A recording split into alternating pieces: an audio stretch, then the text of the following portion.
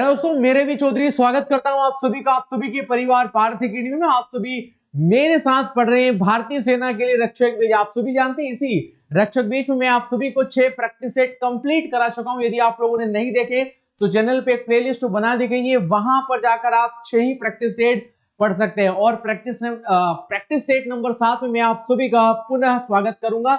कल हमारी क्लास नहीं हो पाई क्योंकि कल संडे था। मैंने आप लोगों से कहा था एक दिन का हम लोग ब्रेक लेंगे क्योंकि अच्छे तरीके से आप 6 अच्छे प्रैक्टिस सेट का कंप्लीट रिवीजन कर लो। और ये मैं मान के चलूंगा आप लोगों ने सभी प्रैक्टिस सेट का अच्छे तरीके से रिवीजन किया होगा। चलिएगा बिगड़ किसी देरी से आज की क्लास की शुरुआत करेंगे आज की क्लास के पहले प्रश्न के साथ में।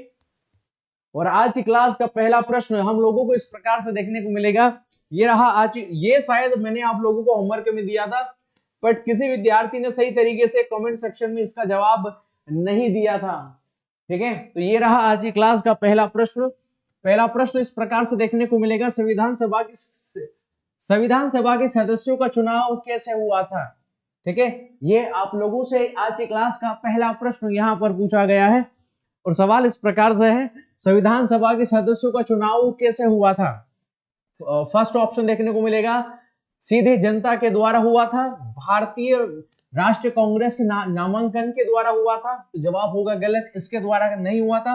भारतीय राज्यों के शासकों के नामांकन द्वारा यहां पर किया गया था, नहीं हुआ था, बल्कि प्रांतीय सभाओं के द्वारा हुआ था। तो ऑप्शन नंबर डी, किसके माध्यम से हुआ था, प्रांतीय सभाओं के द्वारा यहां पर किया गया था। तो ऑप्शन नंबर डी बिल्कुल इस सवाल का राइट आंसर रहेगा, सीधे जनता के माध्यम से।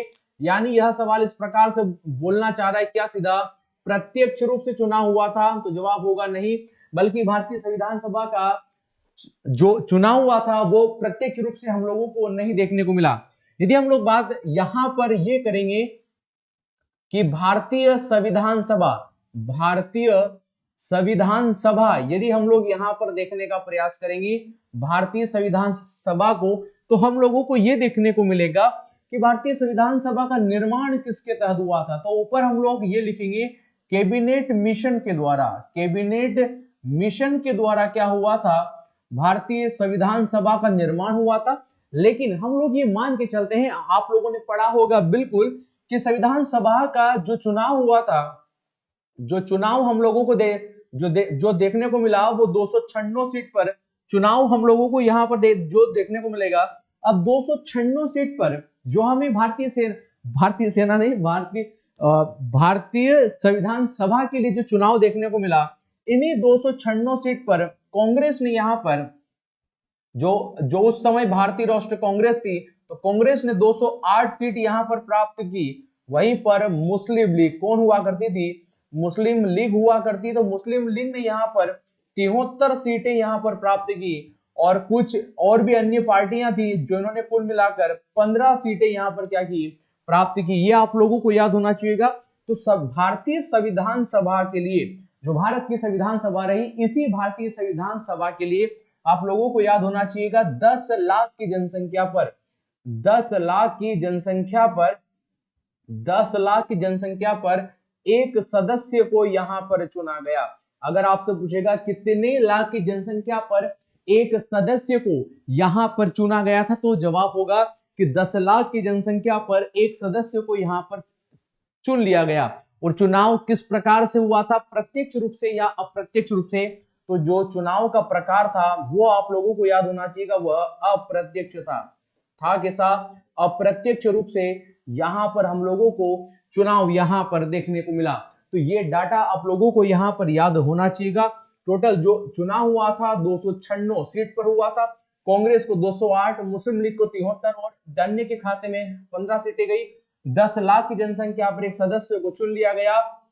और जो चुनाव हुआ था वह अप्रत्यक्ष रूप से हम लोगों को यहां पर देखने को मिला। ठीक है, तो हम लोग बोलेंगे कि प्रांतीय सभाओं के द्वारा हुआ था। ऑप्शन नंबर डी हमारे सवाल का बिल्कुल राइट आंसर यहां पर देखने को मिलता है। चलिएगा बढ़ेंगे आज की क्लास सवाल नंबर 2 की तरफ। सवाल नंबर 2 जो इस प्रकार से हम लोगों को देखने को मिलेगा, पंपास, स्ट्रेपिस, सवाना और प्रेरी सभी प्रसिद्ध के नाम है। यानी ये मुख्य रूप से हम लोगों को क्या यहां पर देखने को मिलेंगे। अगर आप लोगों ने, मैं मान के चलूंगा, यदि आप लोगों ने वर्ल्ड ज्योग्राफी पढ़ी होगी तो भारतीय सेना में निश्चित रूप से यहाँ पर PYQ में एक सवाल बनते हुए मैंने देखा है और सवाल बना है। इसी प्रकार से आप लोगों था यहाँ पर उसने दिया था पंपास क्या है, ठीक है, सीधा यहाँ पर सवाल था पंपास क्या है। मैंने उसी सवाल को जोड़कर 4-5 नए घास के मैदान आप लोगों को दे दिए। तो यदि आप लोगों ने वर्ल्ड ज्योग्राफी पढ़ी होगी तो आप लोगों ने विश्व जो प्रसिद्ध घास के जो ग्राउंड देखने को मिलते हैं वो आप लोगों ने अच्छे तरीके से पढ़े होंगे। तो यही वही हमें देखने को मिलते हैं। देखो यहाँ पर पहले इसका राइट आंसर देखेंगे, राइट आंसर होगा घास के मैदान। सभी क्या देखने को मिलेंगे, घास के मैदान हम लोगों को देखने को मिलेंगे। यदि सवाल पूछ लेगा पंपास कौन सी घास के मैदान, पंपास घास के मैदान कहां पर देखने को मिलेंगे, तो जवाब हो जाएगा अर्जेंटीना। कहां पर देखने को मिलेंगे, हम लोगों को अर्जेंटीना में देखने को मिलेंगे। और वहीं पर स्टेपीज, कौन से दोस्तों, हम लोगों को स्टेपीज घास के मैदान, और वहीं पर हम लोगों को सवाना, कौन से घास के मैदान, सवाना घास के मैदान हम लोगों से, देखो या आपके स्टेपीज घास के मैदान मुख्य रूप से यूरोप में देखने को मिलेंगे, और सवाना घास के मैदान जो हम लोगों को यहाँ पर देखने को मिलेगा सवाना घास के मैदान कहां कहां देखने को मिलेंगे, तो जवाब होगा एक तो अफ्रीका में देखने को मिलते हैं, कहां पर, एक तो आपके अफ्रीका में देखने को मिलेंगे, और वहीं पर एक आपके दक्षिण अमेरिका में, कहां पर देखने को मिलेंगे, दक्षिण अमेरिका में भी यही घास के जो ग्राउंड होते हैं उन्हें क्या कहा जाता है, सवाना कहा जाता है। सवाल पूछेगा कि प्रेरी घास के मैदान कहां पर देखने को मिलेंगे, तो जवाब हो जाएगा संयुक्त राष्ट्र अमेरिका। मुख्य रूप से संयुक्त राष्ट्र अमेरिका में भी हम लोगों को क्या देखने को मिलेंगे, यहां पर याद होना चाहिएगा प्रेरी घास के मैदान हम लोगों को यहां पर देखने को यहां पर मिल जाएंगे। और सवाल पूछा यदि आप लोगों के स्ट्रेपी घास के मैदान कहां पर देखने को मिलेंगे, यदि प्रश्न पूछ लिया जाएगा तो जवाब होगा मध्य एशिया। कहां पर देखने को मिलेगा, मध्य एशिया में हम लोगों को यहां पर देखने को मिलेंगे, ठीक है। तो पंपास घास के मैदान या आपके अर्जेंटीना में स्टेपी, यूरोप, सवाना अफ्रीका और दक्षिण अमेरिका, प्रेरी घास के मैदान हमें संयुक्त राष्ट्र अमेरिका में देखने को मिलेंगे। ये अगर ऑप्शन में नहीं रहा तो फिर हम लोगों को देखने को मिलेगा उत्तर अमेरिका। क्या देखने को मिलेगा, उत्तर अमेरिका हम लोगों को यहाँ पर देखने को मिलता है, ये आप लोगों को याद होना चाहिएगा। और वहीं पर डाउन्स कौन सा हो जाएगा, कि डाउन्स घास के मैदान कहां पर पाए जाएंगे, तो जवाब हो जाएगा ऑस्ट्रेलिया। कहां पर, ऑस्ट्रेलिया में हम लोगों को कौन से घास के मैदान देखने को मिलते हैं, तो जवाब हो जाएगा डाउन्स घास के मैदान हमें मुख्य रूप से देखने को मिलेंगे। रिवीजन करेंगे जल्दी से बिगर किसी देरी से। पंपास घास के मैदान कहां पर होंगे, आपके अर्जेंटीना में स्टेपीज, यूरोप, सवाना अफ्रीका और दक्षिण अमेरिका में प्रेरी, संयुक्त राष्ट्र अमेरिका, या फिर ऑप्शन में रहेगा उत्तर अमेरिका हम लोगों को यहाँ पर देखने को मिलेगा। फिर आपका स्टेपी घास के मैदान मध्य एशिया, डाउन्स घास के मैदान कहां पर देखने को मिलेंगे, ऑस्ट्रेलिया में मुख्य रूप से देखने को मिलेंगे। और ये जो आपका पंपास घास का मैदान देखने को मिलेगा, इसी पंपास घास के मैदान के अंदर अल्फा घास पाई जाएगी। कौन सी, अल्फा, ये घास आपसे आर्मी में पूछी जा सकती है, याद रखिएगा अल्फा घास कहां पर पाई जाएगी, तो जवाब होगा पंपास घास के मैदानों के मध्य अल्फा यहाँ पर घास पाई जाएगी। तो ऑप्शन नंबर डी पर जाएंगे जो कि हमारे सवाल का बिल्कुल राइट आंसर यहाँ पर हम लोगों को देखने को मिलेगा। चलिएगा बढ़ेंगे सवाल नंबर 3 की तरफ। और मैं मान के चलूंगा यदि आप लोगों को क्लास अच्छी लग रही होगी तो इस क्लास को जरूर लाइक कर दीजिएगा, और चैनल पे पहली बार आए होंगे तो सब्सक्राइब तो बनता है यार। चलो सवाल नंबर जो है हम लोगों को 12 यहाँ पर सवाल नंबर 3 हम लोगों को देखने को मिलेगा। वर्ष 2019-20 के आसपास किस नदी के किनारे खुदाई के दौरान हड़प्पा शहर मिला था, यानी सिंधु घाटी सभ्यता से हम लोगों को सवाल पूछ लिया गया है। और जितनी भी ऑफलाइन बैच मैंने आप सभी को यानी प्राचीन भारत हम लोग बेहतर तरीके से पढ़ चुके हैं। यदि आप लोगों से सवाल यहाँ पर ये जो सवाल बना है सिंधु घाटी सभ्यता से, कहां से, सिंधु घाटी सभ्यता से हम लोगों को देखने को मिलेगा। अभी जो सवाल है वो सिंधु घाटी सभ्यता से हम लोगों को यहाँ पर देखने को मिला है। तो हम लोग जवाब देंगे कि सिंधु घाटी सभ्यता कैसी सभ्यता थी, तो जवाब होगा कि हम लोगों को एक नगरीय कौन सभ्यता देखने को मिलेगी, एक प्रकार की नगरीय सभ्यता हम लोगों को सिंधु घाटी सभ्यता देखने को मिलेगी। सिंधु घाटी सभ्यता का सबसे बड़ा शहर सबसे बड़ा शहर कौन सा देखा गया, फिर से रिपीट करेंगे तो जवाब हो जाएगा मोहनजोदड़ो। कौन सा था, मोहनजोदड़ो हमें सिंधु घाटी सभ्यता का सबसे बड़ा शहर जो देखने को मिला। और यदि सवाल पूछा कि कौन सा शहर सर्वप्रथम 1921 में सबसे पहले खोजा गया था, तो जवाब हो जाएगा यह रावी नदी के तट पर हड़प्पा था। कौन सा था, हड़प्पा शहर सबसे पहले रावी नदी के तट पर, जो कि यहाँ पर खोजा गया था। इसके बाद 1922 में, कौन सा, 1922 में सिंधु नदी के तट पर हमें मोहनजोदड़ो मिला। कौन सा मिला, मोहनजोदड़ो यहाँ पर मिला। आप लोगों को याद होना चाहिएगा, तो ये दूसरी बार खोजा गया शहर था जिसका नाम था मोहनजोदड़ो।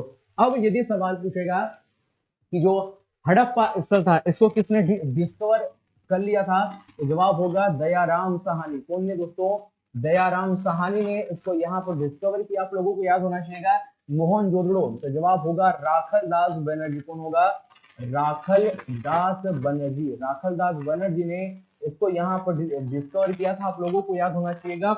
और पूरे सिंधु घाटी सभ्यता का मैंने कहा था सबसे बड़ा शहर कौन सा देखने को मिला, तो जवाब हो जाएगा मोहनजोदड़ो। लेकिन सिंधु घाटी सभ्यता का सबसे बड़ा शहर यदि भारत मोहनजोदड़ो जो है वो सिंधु घाटी सभ्यता का सबसे बड़ा स्थल, क्योंकि सिंधु घाटी सभ्यता 3 देशों में फैली हुई देखने को मिलेगी, भारत, पाकिस्तान और आपका अफगानिस्तान में।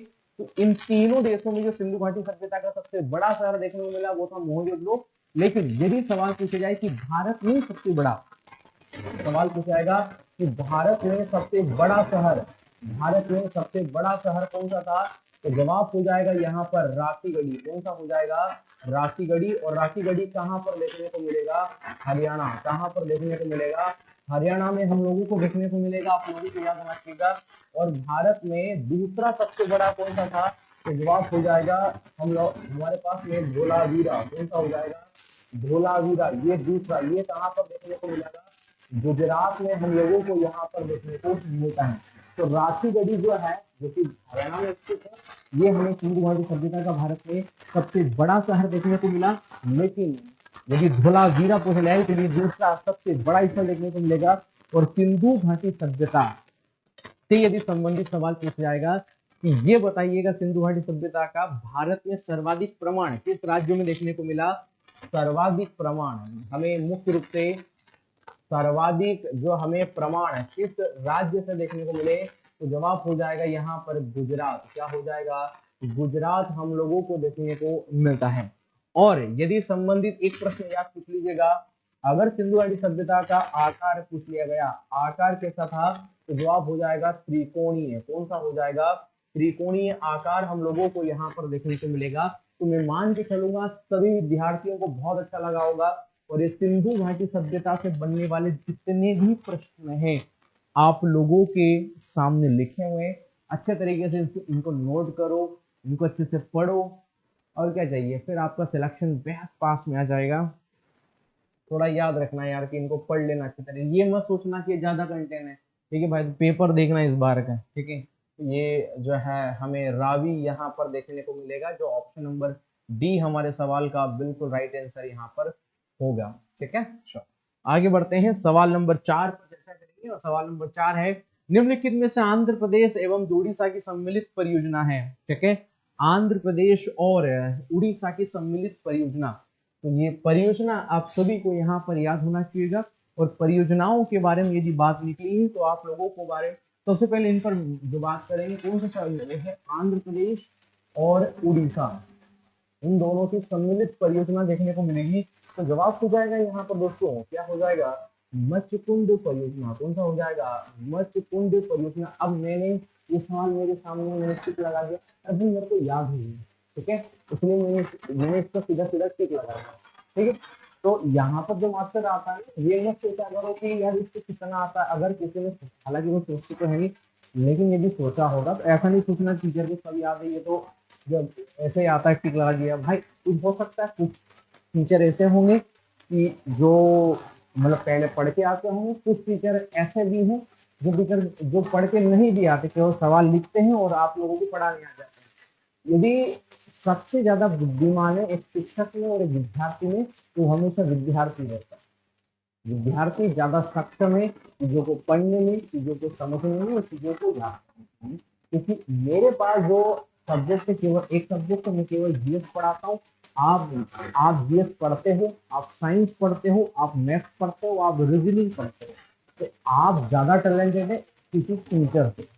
ठीक है, एक टीचर आपको केवल एक राह दिखा सकता है, मार्ग दिखा सकता है, इस पर चलना निश्चित रूप से है आप सभी को ही है। तो आप ज्यादा टैलेंटेड है हमसे या मुझसे, तो आप भी ज्यादा टैलेंटेड होंगे। तो ये मान के चलिएगा कि हम टीचर से ज्यादा टैलेंटेड है, हमें टीचर या शिक्षक से ज्यादा याद है, तभी हम वो एग्जाम देने जा रहे हैं। ठीक है, तो आप सभी को मेरी तरफ से शुभकामना कि आप जल्द ही 2025 में आप सभी का सपना पूरा हो। और जो भी भारतीय सेना की तैयारी कर रहे हैं यार, 2025 में वर्दी के चाहिए। ठीक है, शुभकामना आप सभी को। बट ये सवाल का जवाब दे देना, मत्स्यकुंड परियोजना, तो ये हम लोगों को आंध्र प्रदेश कहाँ पर देखने को मिलेगा? आंध्र प्रदेश पर उड़ीसा। कहाँ पर दोस्तों? आंध्र प्रदेश और उड़ीसा। ठीक है, ये हम लोगों को देखने को मिलेगा। आंध्र प्रदेश प्लस उड़ीसा, दोनों राज्यों की संयुक्त परियोजना हम लोगों को यहाँ पर देखने को मिलती है। अब यहाँ पर मयूराक्षी है, तो ये मयूराक्षी कौन है दोस्तों? तो एक तो मयूराक्षी परियोजना है। कौन सा दोस्तों? एक तो मयूराक्षी परियोजना है। और यदि आप लोगों से सवाल पूछा है कि मयूराक्षी परियोजना कौन सी नदी पर है, तो जवाब हो जाएगा कृष्णा नदी। कौन सी नदी? कृष्णा नदी पर हम लोगों को देखने को मिलेगी। कहाँ पर? तो जवाब हो जाएगा आंध्र प्रदेश। कहाँ पर? आंध्र प्रदेश में। और यदि सवाल पूछा गया कि नागार्जुन सागर परियोजना कहाँ पर है, तो नागार्जुन सागर जो परियोजना वो कृष्ण नदी पर है। कहाँ पर? कृष्णा नदी पर। कहाँ पर देखने को मिलती है? तो आंध्र प्रदेश में हम लोगों को देखने को मिलती है। ये आप लोगों को याद होना चाहिए। कुछ फेमस आपकी परियोजना, जैसे आप लोगों से सवाल पूछे यहाँ पर अगर सवाल पूछ लिया जाएगा, एक मिनट, अगर सवाल इस तरीके से बना कि सरदार सरोवर, आज ही पढ़ाया था ऑफलाइन में, सरदार सरोवर परियोजना, सरदार सरोवर परियोजना कहाँ पर देखने को मिलेगी? यदि सवाल पूछ लिया जाएगा तो कहाँ पर होगी दोस्तों? ये हम लोगों को नर्मदा नदी पर। कौन सी दोस्तों? नर्मदा नदी पर हमें देखने को मिलेगी। और कहाँ पर दोस्तों? गुजरात। कहाँ पर? गुजरात में हम लोगों को यहाँ पर देखने को मिलती है। ये आप सभी को याद रखना है, मेरी ज्यादा चांसेस है। और उसके बाद भाखड़ा नांगल, भाखड़ा नांगल परियोजना, नांगल परियोजना हमें देखने को मिली कौन सी रिवर पर? तो जवाब हो जाएगा सतलज नदी पर। कौन सी रिवर पर? सतलज नदी पर। कौन से राज्य में? तो मुख्य रूप से जवाब दीजिएगा कि हिमाचल प्रदेश में। कहाँ पर दोस्तों? हिमाचल प्रदेश में हम लोगों को यह देखने को मिलती है। तो ये दो आप लोगों को याद होना चाहिएगा। उसके बाद मैंने एक आप लोगों को कोयना परियोजना, कौन सी परियोजना? कोयना परियोजना याद होना चाहिएगा। और कोयना परियोजना कहाँ पर दोस्तों? तो जवाब हो जाएगा महाराष्ट्र में। कहाँ पर? महाराष्ट्र में। और अगर पूछे कौन सी नदी पर है, तो जवाब हो जाएगा कोयना नदी पर। कहाँ पर दोस्तों? कोयना नदी पर। ये आप लोगों को यहाँ पर याद होना चाहिएगा। ठीक है, ये हम लोगों ने अच्छे तरीके से पढ़ा है। परंतु हमारा जो राइट आंसर है ऑप्शन नंबर ए, मत्स्यकुंड परियोजना हम लोगों को देखने को मिलेगी। लेकिन अगर मत जाओ, लिख अब यदि सवाल पूछा जाएगा, एक हम भारत की पहली नदी घाटी परियोजना, नदी घाटी परियोजना कौन सी देखने को मिली? तो जवाब हो जाएगा कि दामोदर घाटी परियोजना। कौन सी? दामोदर घाटी परियोजना भारत की पहली नदी घाटी परियोजना यहाँ पर मानी जाती है। और नदी जोड़ो परियोजना को यहाँ पर नोट कर लीजिएगा अपनी कॉपी में। यदि सवाल पूछा जाए कि नदी जोड़ो परियोजना को आधुनिक भारत का मंदिर किसने कहा था? आधुनिक भारत का मंदिर किसने कहा था? यदि ये सवाल पूछा जाए तो जवाब हो जाएगा भारत के पहले प्रधानमंत्री, जिनका नाम था जवाहरलाल नेहरू साहब। ठीक है, ये आप सभी को मान के चलूंगा अच्छे तरीके से याद होगा। अगर सवाल पूछा जाए कि नदी जोड़ो परियोजना को आधुनिक भारत का टेम्पल या मंदिर किस विद्वान ने कहा था, जिस भारत के प्रधानमंत्री ने कहा था, तो जवाब हो जाएगा कि पंडित जवाहरलाल ने नदी जोड़ो परियोजना को आंदोलन भारत का मंदिर कहा था। ठीक है, चलिएगा बढ़ेंगे सवाल नंबर 4 की तरफ। और सवाल नंबर 5 में आप सभी का स्वागत है। नर्मदा घाटी निम्नलिखित में से किन दो पर्वत श्रृंखला के बीच में स्थित है? तो ये कहाँ पर स्थित हम लोगों को देखने को मिलेगी? सबसे पहले है भांडेर और मेकाड़ श्रेणी, ये देखने को मिलेगा। सतपुड़ा और अरावली, सतपुड़ा और विंध्य श्रेणी, या विंध्याचल और अरावली पर्वत श्रेणी हम लोगों को यहाँ पर देखने को मिलती है। ठीक है, देखिएगा अगर मध्य प्रदेश का नक्शा बन गया ठीक, वरना मैं सीधा फैक्ट लिखा दूंगा, बट मुझे भरोसा है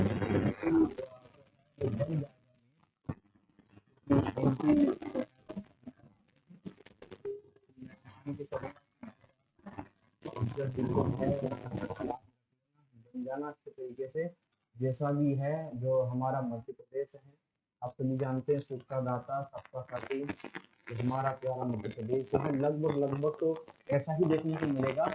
सो बन गया हमारा मध्य प्रदेश। तो स्वागत है आप सभी का मध्य प्रदेश की पहली क्लास में, नहीं इसी भूगोल की इसी रक्षक वेश के अंदर। देखो अब सवाल पूछा है हम लोगों से, नर्मदा घाटी किन दो पर्वत श्रृंखला के मध्य में स्थित है? देखो यहाँ पर, यहाँ से देखो अभी हम आपको पढ़ा देते हैं एक मिनट। ये यहाँ से जो यहाँ पर आप देख पा रहे हैं, ये आप लोगों को देखने को मिलेगी, इसका नाम जो है ये आप लोग समझ लीजिएगा, ये जो आप लोगों को देखने को मिलेगी, ये देखने को मिलेगी विंध्याचल। कौन सी हो जाएगी? विंध्याचल पर्वत श्रेणी। ये विंध्याचल पर्वत श्रेणी आप लोगों को देखने को मिलेगी। और जो यहाँ पर जो देखने को मिलेगा, ये जो नीचे आप लोगों को देखने को मिलेगा सर, ये क्या है? तो ये भी एक प्रकार की पर्वतमाला है। एटलीस्ट पर्वतमालाओं जैसा आप लोग इसको समझे। ये जो आप लोगों को यहाँ पर देखने को मिलेगा, ये भी एक प्रकार की पर्वतमाला है। इसका नाम है सतपुड़ा पर्वतमाला। क्या नाम है? सतपुड़ा पर्वतमाला। सतपुड़ा पर्वतमाला। अब मैं आपको क्यों बता रहा हूँ, क्योंकि ये अच्छे तरीके से आप लोगों को याद होना चाहिए। अब ऊपर वाले विंध्याचल पर्वत श्रेणी या विंध्याचल पर्वतमाला, और नीचे वाला जो है वो सतपुड़ा पर्वतमाला देखने को मिलती है। अब देखो नर्मदा नदी जो है, नर्मदा रिवर का ओरिजिन पॉइंट कहाँ से? अनूपपुर से। अनूपपुर से ये रिवर निकलती है। ये रहा अनूपपुर, अनूपपुर से ये रिवर निकल दी और इस तरीके से बहते हुए ये रिवर गुजरात होते हुए कहां पर जाती है? अरब सागर। कहां पर जाती है? अरब सागर में ये रिवर क्या हो जाती है? गिर जाती है। इसका नाम है नर्मदा नदी। ठीक है, अब इस नर्मदा नदी की जो है, नर्मदा नदी जो हमें देखने को मिलेगा, इसकी टोटल लंबाई कितनी है? टोटल लंबाई 1314 किलोमीटर हम लोगों को लगभग ये देखने को मिलेगी। इसमें से 1077 केम की दूरी केवल ये कहाँ बहती है? मध्य प्रदेश में हम लोगों को देखने को मिलती है। ठीक है, अब ये आप देखो, ये एक तरफ तो विंध्याचल पर्वत श्रेणी है और एक तरफ सतपुड़ा पर्वत श्रेणी है। तो इन दोनों नदियों के मध्य, इन दोनों पर्वत श्रेणियों के मध्य में हुई या नहीं हुई? बताओ जरा, देखने को मिलेगी ना। तो फिर क्या जवाब हो जाएगा कि सतपुड़ा और विंध्याचल। ऑप्शन नंबर सी पर जाएंगे, जो कि हमारे सवाल का बिल्कुल राइट आंसर यहाँ पर देखने को मिलेगा। इस तरीके से अगर आप पढ़ेंगे तो यकीन मानिएगा निश्चित तौर पर जो है जो समझ में भी आएगा और सफलता भी आप लोगों को प्राप्त होगी। इस प्रकार से आप चीजों को पढ़े। ये विंध्याचल है और ये सतपुड़ा है, ये यहाँ पर बीच में से हमें देखने को मिलती है। ठीक है, मैंने आप लोगों को बताया था कि अरावली पर्वतमाला कहाँ पर है, तो जवाब हो जाएगा राजस्थान में है। किस प्रकार का पर्वत है? तो अवशिष्ट पर्वत है। कौन सा पर्वत है? अवशिष्ट पर्वत है। कौन सा पर्वत है? अवशिष्ट पर्वत हमें देखने को मिलेगा। और जो विंध्याचल है और ये सतपुड़ा, ये जो दोनों ही पर्वत श्रृंखलाएं एक प्रकार का हम लोगों को ब्लॉक पर्वत, कौन सा पर्वत? एक प्रकार का ब्लॉक पर्वत हम लोगों को यहाँ पर देखने को मिलता है। ठीक है, मैं मान के चलूंगा आप सभी को समझ में आया होगा। तो इसी के साथ बढ़ेंगे सवाल नंबर 6 की तरफ।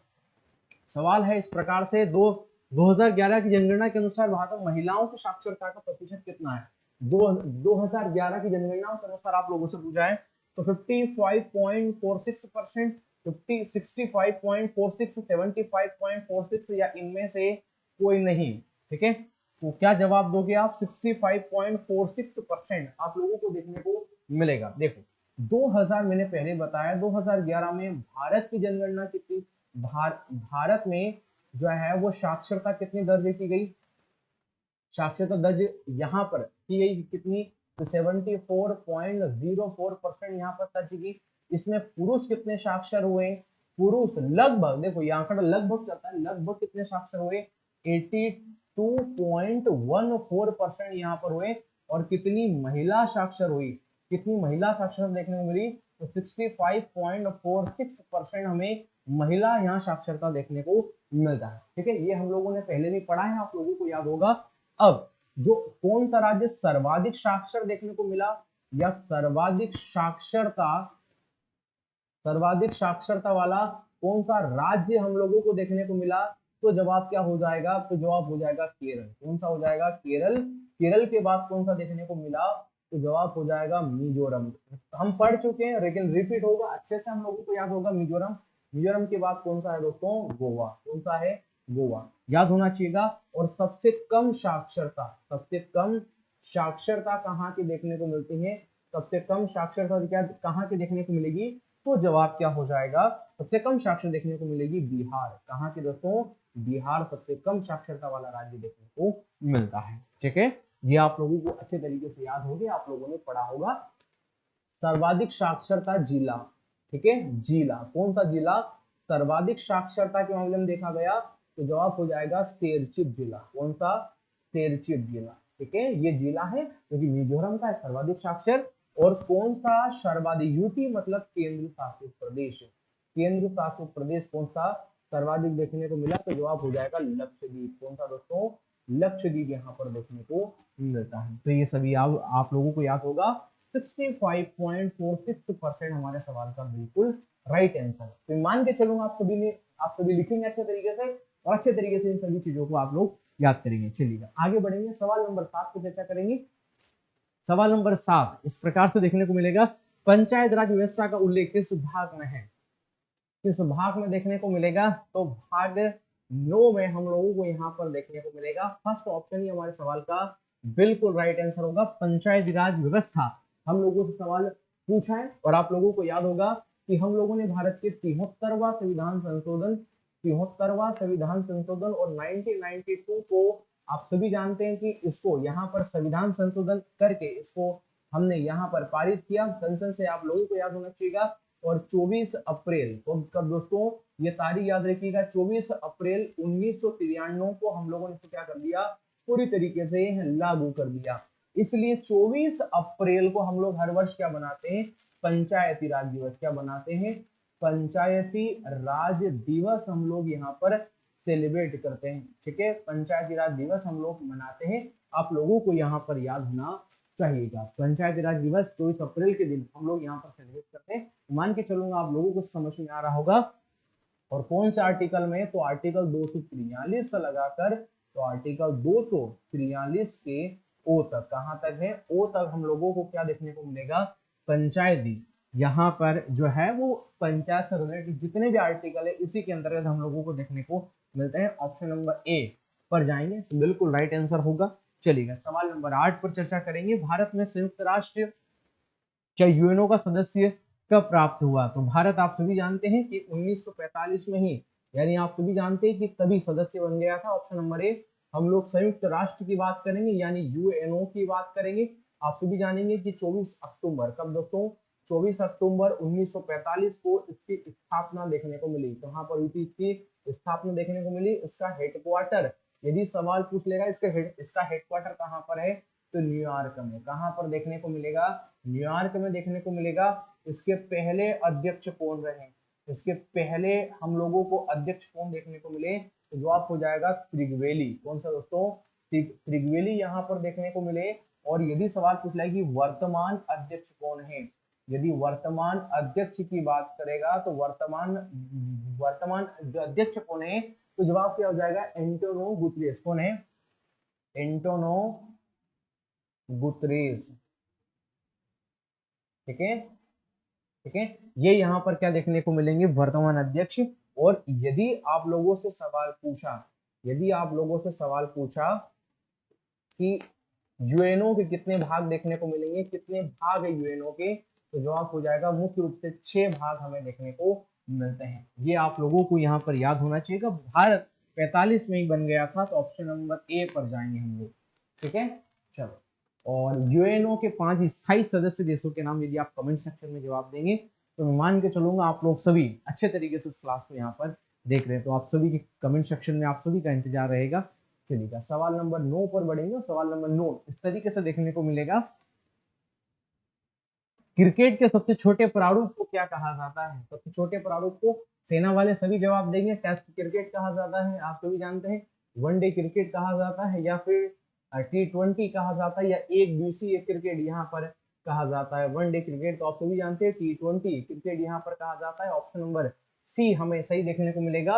यदि सवाल पूछा कि 2024 का जो T20 विश्व कप या वर्ल्ड कप यहाँ पर किस देश के द्वारा जीता गया, तो जवाब हो जाएगा भारत। किसके द्वारा? और भारत ने इसको क्या हो गया था, जीता था, याद होना चाहिएगा। और वनडे 2023 का जो है वनडे जो वर्ल्ड कप है, ये किसके द्वारा जीता गया था? यदि सवाल पूछा जाएगा तो जवाब हो जाएगा ऑस्ट्रेलिया के द्वारा। किसके द्वारा? ऑस्ट्रेलिया के द्वारा यहाँ पर जीता गया था। आप लोगों को याद होना चाहिएगा। वनडे क्रिकेट कब स्टार्ट हुआ था? तो 1971 में स्टार्ट हुआ था, याद होना चाहिएगा। और भारत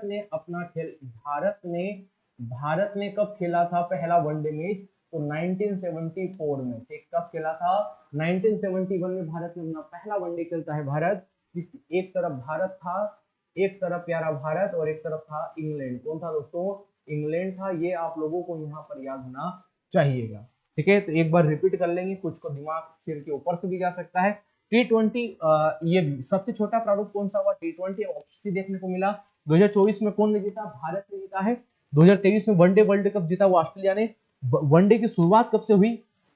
तो ये यहाँ पर हमें देखने को मिलेगा 71 में। ठीक है, 1 कर लेना इसको। 71 में हमें देखने को मिलती है, और वनडे की शुरुआत 1971 से हुई। और भारत ने अपना पहला वनडे कप खेल लिया था तो 1974 में। किसके विरुद्ध? भारत ने इंग्लैंड के खिलाफ जाकर यहाँ पर वनडे खेला था। मान के चलूंगा आप सभी को समझ में आ रहा होगा। ठीक है, चलिएगा सवाल नंबर जो है 10 पर चर्चा करेंगे। और सवाल नंबर 10 प्रकार से, किस महाद्वीप में सबसे अधिक और सबसे कम घनत्व है? ठीक है, तो कहां पर देखने को मिलेगा सबसे अधिक जनसंख्या घनत्व? किस महाद्वीप में देखने को मिलेगा? अब आप लोगों से सवाल पूछा है, बट आप लोग याद करिएगा, इन सवालों को छोड़ो और पहले यहाँ पर ध्यान दो। ठीक है, 7 महाद्वीप है हमारे पास में। सबसे ज्यादा सर्वाधिक जनसंख्या अगर हम लोग देखें सर्वाधिक जनसंख्या के दृष्टिकोण से, तो सबसे ज्यादा किसके पास में दोस्तों? एशिया। ठीक है, अब यहाँ पर सबसे कम जनसंख्या घनत्व या घनत्व जो है दोस्तों, वो सबसे कम कहाँ पर है? तो जवाब जनसंख्या का तो जवाब हो जाएगा दोस्तों यूरोप। कहाँ पर हो जाएगा? यूरोप। तो हम लोग यूरोप जाएंगे, यहाँ पर यूरोप हमारे सवाल का बिल्कुल राइट आंसर होगा। और विश्व की 30 जो टोटल विश्व में जितनी भी जनसंख्या है उसका 30% लगभग हम लोगों को एशिया में ही देखने को मिलता है। तो ऑप्शन नंबर ए जाएगा। अब यदि जो है आप लोगों को याद होना चाहिए, यदि क्षेत्रफल के जो दृष्टिकोण से कौन कौन सा हो जाएगा, यानी क्षेत्रफल जो है, क्षेत्रफल के भी यहाँ पर कौन कौन सा हो जाएगा? तो सबसे बड़ा हमें देखने को मिलेगा एशिया। कौन सा? एशिया। एशिया के बाद कौन सा देखने को मिलेगा? अफ्रीका। अफ्रीका के बाद कौन सा हो जाएगा दोस्तों? उत्तर अमेरिका। कौन सा हो जाएगा? उत्तर अमेरिका। यहाँ पर हो जाएगा उत्तर अमेरिका के बाद कौन सा हो जाएगा? दक्षिण अमेरिका। कौन सा हो जाएगा? दक्षिण अमेरिका। दक्षिण अमेरिका के बाद कौन सा हो जाएगा दोस्तों? यहाँ पर अंटार्कटिका महाद्वीप हो जाएगा। इसके बाद कौन सा हो जाएगा? यूरोप। और यूरोप के बाद कौन सा हो जाएगा? तो जवाब हो जाएगा ऑस्ट्रेलिया। कौन सा हो जाएगा?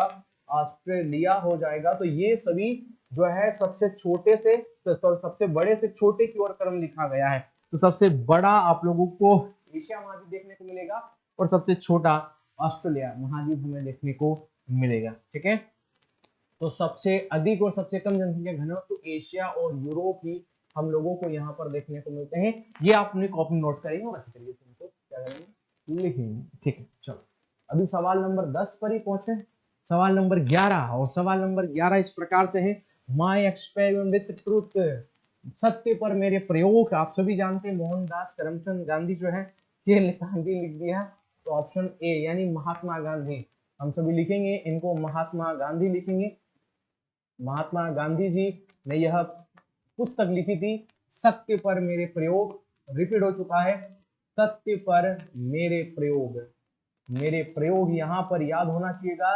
नवजीवन, नवजीवन याद होना चाहिएगा आप सभी को।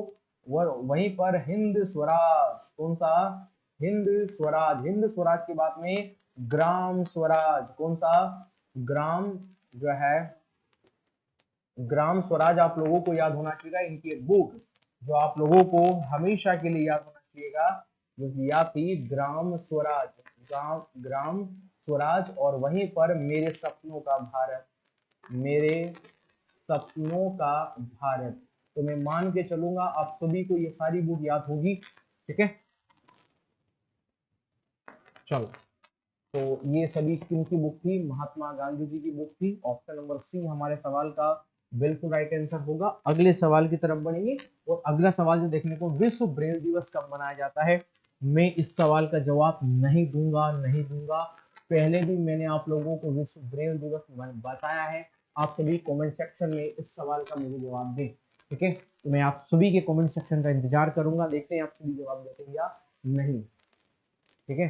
चलो, अगला सवाल देखने को मिलेगा, निम्नलिखित में से ट्रॉफी लॉन टेनिस से संबंधित है, ठीक है। तो आप सभी जानते हैं डूरंड कप, डूरंड कप किससे संबंधित दोस्तों, फुटबॉल से। किससे संबंधित है, फुटबॉल से देखने को मिलेगा। आप लोगों को याद होना चाहिएगा डेविस कप, डेविस कप किससे संबंधित है, ये केवल टेनिस से, हमें लॉन टेनिस संबंधित होगा।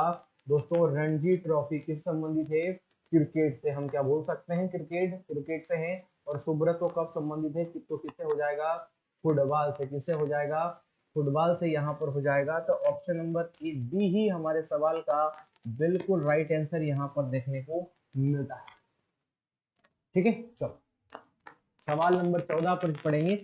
और सवाल नंबर 14 हमें जो देखने को मिलेगा, जो है नेपाल की आधिकारिक आधिकारिक जो है वो जो है मुद्रा को क्या कहा जाता है, टका, रूबल, बड़े या नेपाली रुपया। तो इसको क्या कहा जाता है, नेपाली रुपया यहाँ पर क्या कहा जाता है, नेपाली रुपया यहाँ पर कहा जाता है। आप लोगों को याद होना चाहिएगा। और भारत की मुद्रा कौन सी है दोस्तों, भारत की मुद्रा, भारत की मुद्रा आप लोगों को याद होना चाहिएगा। इस प्रकार का चिन्ह देखा होगा, इसको भी हम लोग क्या बोलते हैं, रुपया। तो भारत की जो आपको ये मुद्रा में ये चिन्ह जो देखने को मिलेगा, यह रोपन, यह रोमन व देवनागरी, देवनागरी भाषा में, देवनागरी, ये याद होना चाहिएगा। रोमन व देवनागरी, कौन सी, रोमन व देवनागरी, देवनागरी भाषा में इसको बनाया गया है। कौन ने बनाया है, उदय कुमार जी ने। उदय कुमार जी जो है उनको श्रेय दिया जाता है इसको बनाने का, इसी रुपये के चिन्ह को, ठीक है। तो ये आप लोगों को यहाँ पर याद होना चाहिएगा। ऑप्शन नंबर डी पर जाएंगे, हमारे सवाल का बिल्कुल राइट आंसर होगा। बढ़ेंगे अगले सवाल की तरफ और अगला सवाल रहेगा, आरबीआई के वर्तमान गवर्नर कौन है। रघुराम राजन जी जो हैं। ये देखो, ये जो चार ऑप्शन लिखे, इन चार ऑप्शन में तो नहीं, ठीक है, बिल्कुल। वर्तमान में जो है वो नहीं है, वर्तमान से जो पहले रहे वो शशिकांत दास जी थे। इनमें से कोई सा ऑप्शन हमें नहीं देखने को मिलता है, ठीक है, ठीक है। अब जो वर्तमान में आरबीआई के अध्यक्ष हैं, कमेंट सेक्शन में आप सभी उनको जवाब दें, क्योंकि आरबीआई जो आप सभी जानते हैं reserve bank of India, RBI है। 1926 में एक हिल्टन आयोग, कौन सा, एक हिल्टन आयोग आता है जो सिफारिश करता है भारत में आरबीआई के होने की। फिर 1934 में दोस्तों क्या होगा, एक आरबीआई एक्ट आता है। क्या हुआ, आरबीआई एक्ट आया। आरबीआई एक्ट के द्वारा ही 1935 में आरबीआई की क्या हो जाती है, आरबीआई की यहाँ पर स्थापना देखने को मिली, आरबीआई की स्थापना देखने को मिली। और फिर 1949 में आरबीआई का राष्ट्रीयकरण क्या किया गया, राष्ट्रीयकरण यहाँ पर किया गया। आरबीआई के जो है पहले अध्यक्ष कौन देखने को मिले, ऑसबोर्न स्मिथ। कौन दोस्तों, ऑसबोर्न स्मिथ। ऑसबोर्न स्मिथ जो थे वो आरबीआई के पहले गवर्नर रहे और पहले भारतीय, क्या दोस्तों, अगर भारतीय सवाल पूछ लेगा तो सीडी देशमुख। कौन दोस्तों, सीडी देशमुख। ये पहले आरबीआई के पहले भारतीय अध्यक्ष थे। और जो वर्तमान में गवर्नर है आरबीआई के, उनका जवाब आप सभी को कमेंट सेक्शन में देना है, ठीक है। आप सभी जो है 15 सवाल पर हम सभी पहुंच चुके हैं। सवाल नंबर 16 इस प्रकार से है, जो है सवाल 16 कौन सा देश ने संघाई सहयोग संगठन आपके इसको शिखर सम्मेलन 2025 की मेजबानी की थी? हमारा प्यारा भारत। किसने की थी? हमारे प्यारे भारत ने। ऑप्शन नंबर ए हमें देखने को मिलेगा। चलिएगा सवाल नंबर 17 पर बढ़ेंगे जल्दी से। मोल्लेम राष्ट्रीय उद्यान कहाँ पर स्थित है? आसम में देखने को मिलेगा, अरुणाचल जो प्रदेश में, या फिर गोवा में। ठीक है, तो इस सवाल का राइट आंसर क्या होगा? गोवा। कहाँ पर स्थित है ये? गोवा में स्थित है। आप लोगों को याद होना चाहिएगा असम में दोस्तों। असम का एक तो मानस राष्ट्रीय उद्यान, मानस और मानस के साथ काजीरंगा। कौन सा? काजीरंगा। काजीरंगा और काजीरंगा के साथ दोस्तों औरंग राष्ट्रीय उद्यान। कौन सा? औरंग राष्ट्रीय उद्यान आप लोगों को यहाँ पर याद करना है। अरुणाचल प्रदेश का याद करना नामदफा। कौन सा याद करोगे? नामदफा ही यहाँ पर, नामदफा राष्ट्रीय उद्यान फेमस है, इसको याद करके जाइएगा। और मध्य प्रदेश का दोस्तों आप सभी जानते हैं टाइगर स्टेट कहा जाता है जो मध्य प्रदेश को, तो कहाना किसली। कौन सा? कहाना किसली याद होना चाहिए। वैसे सबको याद होगा जितने भी स्टूडेंट जुड़े हैं। कहाना किसली के बाद मांधवगढ़। कौन सा? मांधवगढ़। अब मध्य प्रदेश के तो हमको यहाँ तो लिखेंगे हम जो है मांधवगढ़ राष्ट्रीय उद्यान, और इसके बीच में आप लोग याद कर लीजिएगा पन्ना। कौन सा? पन्ना राष्ट्रीय उद्यान। ठीक है, ये मुख्य रूप से आप लोगों को याद होना चाहिएगा। और एक दोस्तों कौन सा? सतपुड़ा राष्ट्रीय उद्यान। सतपुड़ा राष्ट्रीय उद्यान, तो ये आप लोगों को यहाँ पर देखने को मिलेगा। कान्हा किसली, मांधव, बांधव। हालांकि टोटल कितने देखने को मिलेंगे? काफी टाइम 11 से 12 लगभग हमें देखने को मिलेंगे, लेकिन ये महत्वपूर्ण पढ़ सकते हैं, इनके बारे में याद करिएगा।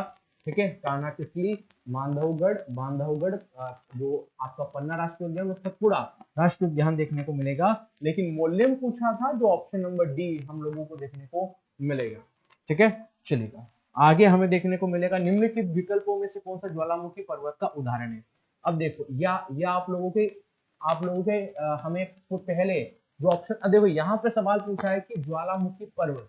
अभी ज्वालामुखी पर्वत हम लोगों से सवाल पूछा है, तो इसमें से फ्यूजियामा, कौन सा? फ्यूजियामा यहाँ पर क्या देखने को मिलेगा? जो है हमें ज्वालामुखी पर्वत यहाँ पर देखने को मिलेगा। यूराल पर्वतमाला यूरोप व एशिया को अलग करती है। यूरोप व एशिया को अलग करती है, याद होना चाहिएगा। हिमालयी पर्वतमाला आप सभी जानते हैं एक प्रकार का वलित पर्वत। कौन सा पर्वत? वलित पर्वत का उदाहरण देखने को मिलेगी। और आपकी अल्पाचियन पर्वतमाला मुख्य रूप से यूएसए के पूर्व में हम लोगों को यहाँ पर देखने को मिलती है। ठीक है, तो फ्यूजियामा एक प्रकार का ज्वालामुखी, ऑप्शन नंबर डी पर जाएंगे, जो कि हमारे सवाल का बिल्कुल राइट आंसर यहाँ पर देखने को मिलेगा। चलिएगा सवाल नंबर 18, तो सवाल नंबर 19 पर जाएंगे। तो सवाल नंबर 19 पे इससे रिलेटेड है, भारत का एकमात्र सक्रिय ज्वालामुखी कहाँ पर स्थित है? वारांताक। पहला ऑप्शन देखने को मिलेगा बेरनदीप, थर्ड ऑप्शन है पोर्ट ब्लेयर या नारकंडम। जो देखने को मिलेगा तो बेरन। कौन सा देखने को मिलेगा? बेरन। बेरन भारत का एकमात्र, कौन सा हो जाएगा? एकमात्र सक्रिय ज्वालामुखी, एकमात्र सक्रिय ज्वालामुखी हम लोगों को यहाँ पर देखने को मिलता है। ठीक है, ये आप लोगों को याद होना चाहिएगा। और नारकंडम जो है ये भारत को, ये भी भारत का जो ज्वालामुखी है, लेकिन यह एक प्रकार का जो है आप लोगों को याद होना चाहिए, जो नारकंडम होगा एक प्रकार का यह प्रसुप्त, कौन सा? प्रसुप्त ज्वालामुखी, प्रसुप्त ज्वालामुखी हम लोगों को यहाँ पर देखने को मिलता है। ठीक है, तो ऑप्शन नंबर ए बी ही हमारे सवाल का बिल्कुल राइट आंसर है। ठीक है, सवाल नंबर 19। डेली का मेरा काम होता है आप लोगों को समझाना लिखाना, मैं जितना भी अच्छा हो सकता है लिखाने का कंटेंट मैं आप लोगों को लिखा रहा हूँ। अगला सवाल जो है ये आप सभी का होमवर्क में है, इस सवाल का जवाब दीजिएगा। किस सक्रिय ज्वालामुखी को भूमध्य सागर का लाइट हाउस के रूप में जाना जाता है? 4 ऑप्शन आप सभी को देखने को मिलेंगे। ठीक है, तो आई थिंक इस क्लास में भी जोड़ लिया जाए तो 7 क्लास में आप लोगों को अच्छे तरीके से पढ़ा चुका हूँ। और यार मैं मान के चलूंगा अच्छे तरीके से इन 7 क्लास को लिखना, क्योंकि कभी भी भारतीय सेना का नोटिफिकेशन आउट हो सकता है। पिछली बार 21 जनवरी को लगभग 5 या 6 बजे के बीच में नोटिफिकेशन आ गया था। आज 20 तारीख है, आप इस क्लास को लिखेंगे, देखेंगे, लिखेंगे, और कल सुबह आप लोग जानते 21 जो जनवरी है, कल की तारीख में नोटिफिकेशन जारी हो गया था, तो मे भी चांसेस है 21, 22, 23 जनवरी के दिन भारतीय सेना का नोटिफिकेशन, हमें ऑफिशियली नोटिफिकेशन भारतीय सेना की साइट पर देखने को मिले।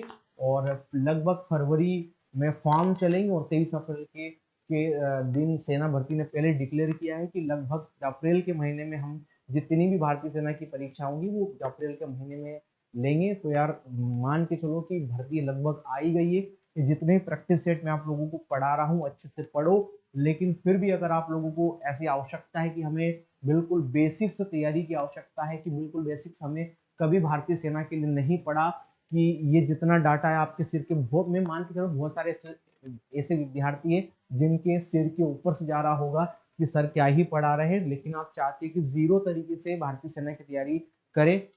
तो पार्थ एकेडमी ऑनलाइन भी आप सभी के साथ है और ऑफलाइन भी आप सभी के साथ है। तो ऑफलाइन भी हम लोग जो पढ़ाते हैं, पार्थ एकेडमी देवास हमारा संस्थान है। ये फाउंडेशन रक्षक बैच उसी के लिए स्टार्ट किया है।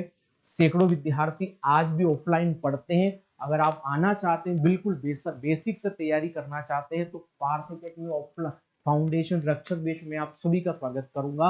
और ये जितने भी मुझे स्टूडेंट देख रहे होंगे, प्लीज अपने दोस्त लोगों को जरूर बताएं जो ऑफलाइन तैयारी करना चाहते हैं, खासकर भारतीय सेना के लिए। ठीक है, आप सभी मेरे साथ जुड़े, इसके लिए आप सभी का धन्यवाद। जय हिंद, मिलते हैं कल की क्लास में।